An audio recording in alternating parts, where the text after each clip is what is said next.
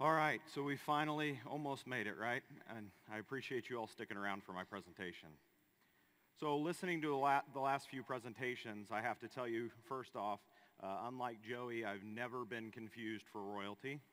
So I don't have that in common with him.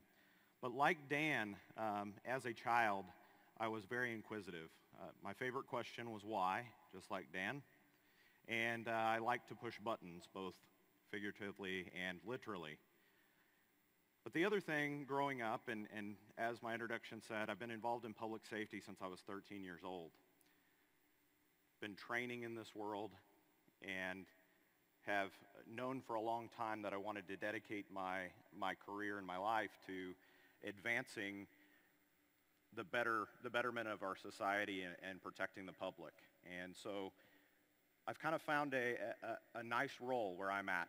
I'm a CISO for a state law enforcement agency, which allows me to not only do the traditional roles that a CISO may do, but it also allows me to have some influence over public policy and the broader scope of cybersecurity and the issues that we face. So it's in this light that I'd like to propose a couple of things. We've heard a lot during this presentation and during this conference about complexity and the complexity of the issues that we all face. But I want to challenge something that in the face of these increasingly complex cyber threats, it's my opinion that in our industry and in our government and our society, we've made one critical error. And that's that we have allowed our approach to also become overly complex. We've all heard throughout this conference that right now we are at a critical moment in how we're going to respond to this. And some of the decisions that we will make today, I believe, will ultimately determine whether we win or lose these 21st century battles. So how many times has someone approached an incredibly complex problem and came up with an incredibly simplistic solution that left us wondering, why didn't we think about that in the first place? So this is evidenced by ride-sharing apps, for example, which have addressed some of the most complex issues that public transportation and taxi cabs couldn't evolve to address. It's an incredibly simplistic solution that any number of us in the room that have technical background could have come up with ourselves. An embrace for minimalism in our society is nowhere more evident than in communities of tiny houses popping up all over our country. The desire for a return to simplicity in our Western culture has even resulted in the reboot of the now famously indestructible but simple Nokia 3310. So what I'd like to propose today are a couple of ways where I believe simplicity, not complexity, is the answer to these incredibly complex problems that we face around cybersecurity. At last year's CPX in Chicago, my speech was around a personal experience of our agency in dealing with hacktivism around a historic period of civil unrest that impacted our state. At the moment that the attack occurred, our security was incredibly lacking, complex, and spread among many different solutions. The American computer scientist Alan Perlis once said, "Fools ignore complexity. Pragmatists suffer it. Some can avoid it, but geniuses remove it." While I certainly don't think that our approach was entirely foolish, we were certainly suffering from complexity. The actions that we've taken since 2014 in that historic event have been to simplify our security architecture, make it easier to manage, and implementing tools that help rather than hurt our response to cyber attacks. So perhaps it's on a broader scale, we should look at cybersecurity, cybercrime, cyber terrorism, and cyber war in a similar light. The first area we're in desperate need for a return to simplicity is in public and corporate policy. So let's examine a few of the key talking points that we talk about at events like this and cybersecurity events happening all over the country, and even in our own private discussions. First, who owns cybersecurity in our organization and in our government, quite frankly? Second, what keeps us up at night? And third, can we just get rid of the users? Right? We all ask ourselves. I've heard that asked a couple times since I've been here. So to address the first question, let's look through the lens of public policy. What happens when we do this? When we remove cyber, or the technical elements from these words, what we're left with are challenges that mankind and our society has faced for millennia. In each of these areas, we already have relatively mature frameworks, methods, and agencies to address these problems. Looking at security, we all experience security issues in our companies, and we experience certainly security issues throughout our globe. When it comes to crime and terrorism, we have thousands of law enforcement and intelligence agencies dedicated to preventing crime and terrorism every day, my agency being one of them. That's one of the exciting things about being a CISO at a law enforcement agency, is that I get to advance some of these thoughts surrounding crime and terrorism as they relate to cyber as well. Then we have war. When it comes to war, we can benefit from hundreds of years of science and art behind winning wars. It's actually in the art of war that we find lessons from history that suggest that simplicity in tactics and execution and planning gives us a key advantage to winning battles. This is why simplicity is one of the key principles of war for the United States. The point is that we're not facing entirely new challenges, but rather the natural evolution of these challenges that take advantage of new technologies and reveal new tactics. So we have to simplify our approach to these problems, both in the public and private sectors, by leveraging systems that we already have in place. That's not to suggest that they don't need to evolve, however, but we do need to help them evolve. So a prime example of how we can approach this is looking to the world of fire safety following the introduction of electricity in the 1800s. Manufacturers began to flood the market with new devices using this incredible advancement in technology. The world faced many of the same supply chain management problems that we face today as consumers went out and adopted these modern conveniences and started plugging them into the grid and into their homes. So does Internet of Things come to mind for anyone as I'm discussing this? So how did they address it? Well, in 1894, an organization known as the Underwriters Electrical Bureau, founded not by government action or congressional action, but by a group of insurance underwriters who had the foresight to see how unsafe electrical appliances may damage their company's bottom line, and more importantly, their customer safety. So they started with an annual budget of $3,000, and from that, their organization has grown now to an organization that publishes safety standards and performs tests and attests to the safety of electrical devices sold on the market.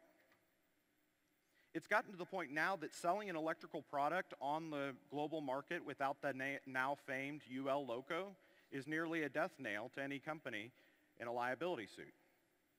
So perhaps it's time that we talked about a cyber UL. So regarding what keeps me up at night, of course, I'm going to keep this simple.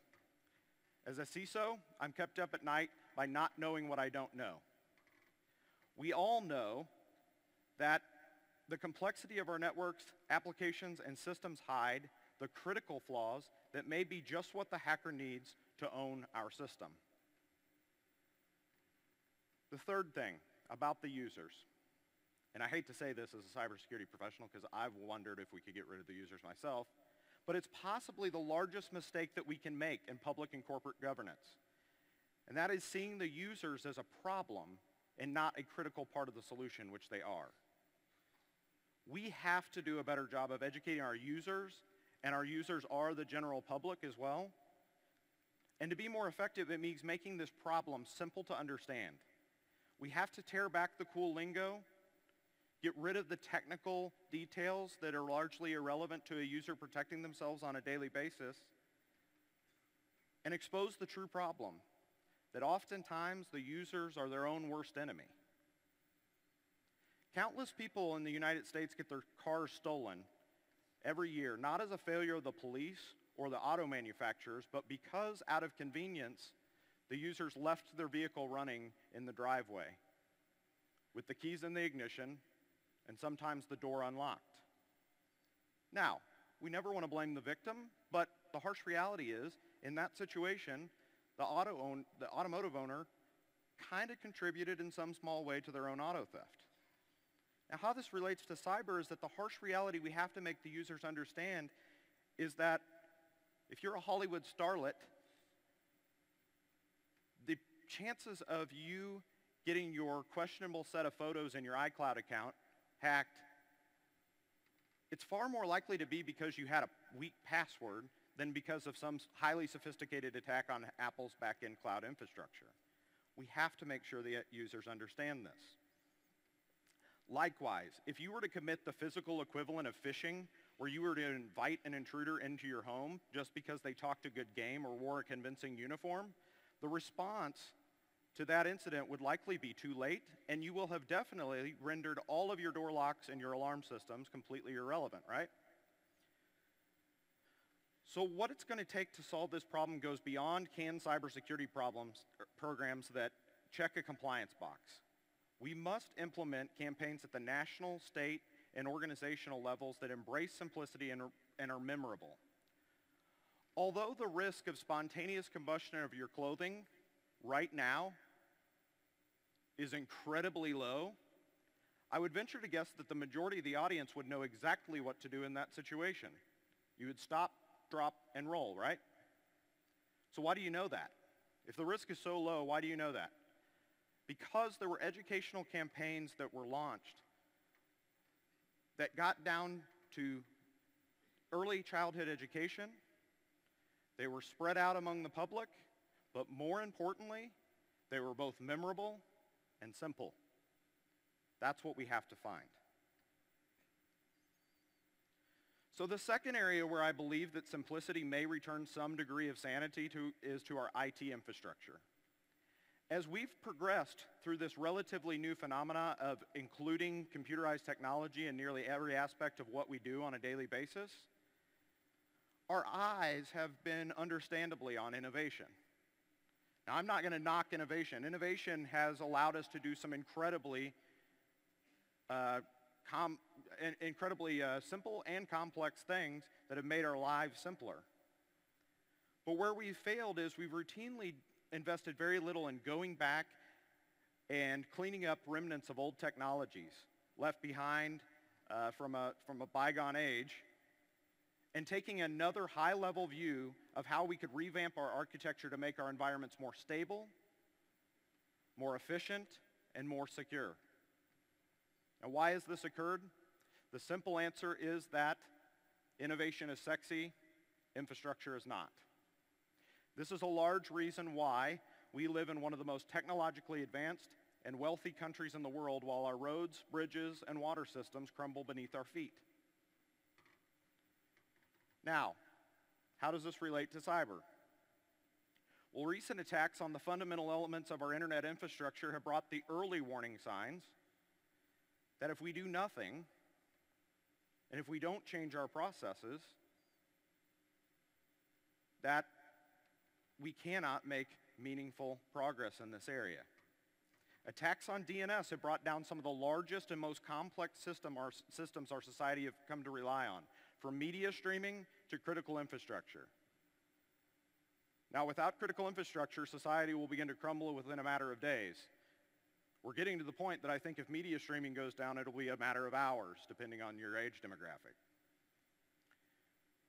So what's the answer? Once again, I believe that it's in simplicity. Simplicity in this regard means taking another look at our architecture that's been built over time and removing complexity wherever possible in order to leverage new technological innovations to make our systems more easy to manage, understand, and defend. So why is this relevant to us as cybersecurity professionals? Simply because we cannot protect what we don't understand, to Dan's point earlier. In the last few months, I had an opportunity to attend a session that Dan put on in our state. And after Dan's presentation, one of the attendees challenged Dan on how long it would take his team, who had no prior exposure to the company's incredibly complex network, to understand how an attack occurred, what ultimately happened, and how they could prevent it from happening again. Dan replied, much to the surprise of a lot of people in the audience, that typically it takes his team on average less than 72 hours to determine the first two issues. This is because what the incident response team understood or understands that we may miss is that the bad guys don't really care about our complexity.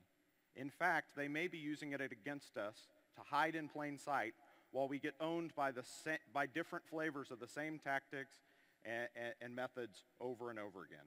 All this complexity does is make it harder for us to understand what we're trying to secure and makes it incredibly more expensive to do so. So how do we simplify? First is a top-to-bottom review of our existing infrastructure and data to get a better understanding of what we're actually trying to secure. Second, I believe, is avoiding the best-of-breed solution collection method that we can all get trapped by, which almost always leads to a search for simplicity in that ever holy grail single pane of glass. Instead, we need to implement an effective, equally simple, unified security solution with the necessary advanced protection mechanisms to help us face these incredibly complex threats. The simplicity and understanding and having an easy-to-use architecture, I believe, will be the key determinant in whether our security operations teams are successful in fighting back against these threats.